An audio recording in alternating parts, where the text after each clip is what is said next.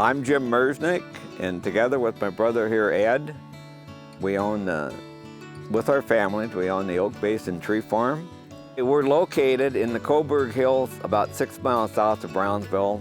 We go from the Florida Valley, nearly at 500-foot elevation, to the top of our ridge, which is 2,200 feet elevation. We were certified first in 1998, so next year we will have 25 years of certification for this tree farm. Ed first bought property on this hill in 1992. It was certified in 1998. The first thing that happened when Ed bought it was it had all been cut over. So the first 10 years, all the efforts were toward reforestation. In 2004, adjacent property to the north of his farm became available for sale, and my wife and I bought it. In 2019, we formed an LLC so that we can pass this on to our family. So when we bought the property in 2004, we immediately thinned about 50 acres at that time. We clear cut 8 acres in 2019. It was probably only 25% covered with merchantable trees. And so that was the area that we primarily targeted to do treatments on. And the emphasis has been to harvest these areas that are poorly stocked and then replanting them to native species that will grow and produce timber in the long run. Our primary objectives are to provide a sustainable flow of harvestable timber while protecting other resources, restore and maintain the natural oak and meadow areas and other areas of interest on the property, including habitat for Fender's blue butterfly, provide quality, secure big game habitat. We're avid hunters, plus we like viewing wildlife. Provide recreational use for our family. We have a pond on the property that we stock with trout.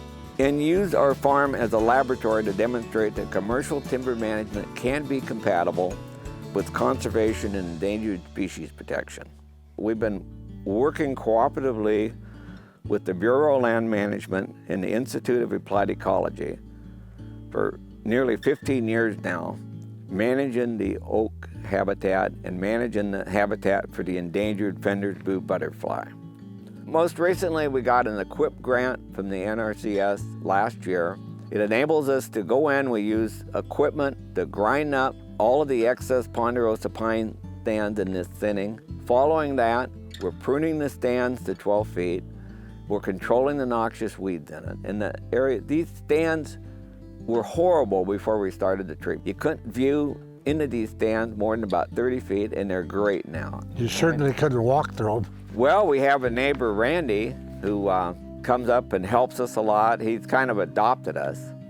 The Merzenichs take a look at every spot on this property and have a vision, not just for the property as a whole, but for every area and the way that they might be able to not only optimize it for forest purposes, but to kind of ask the property what wants to grow there, how does it want to be managed.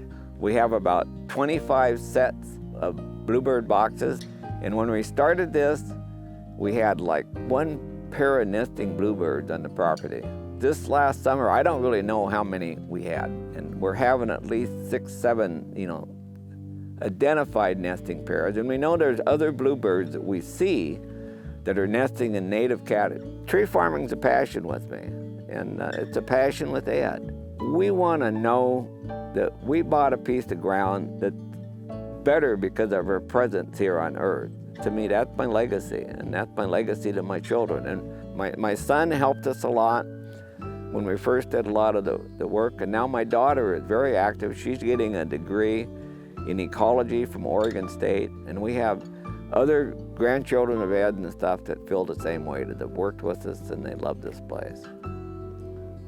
That's one of our primary objectives, is to have this area as a laboratory, and we welcome anybody from high school kids that are learning about forestry, grade school kids, and graduate students to come out and learn and study this and tell us things that we don't know, yet about this, because we're learning things every day.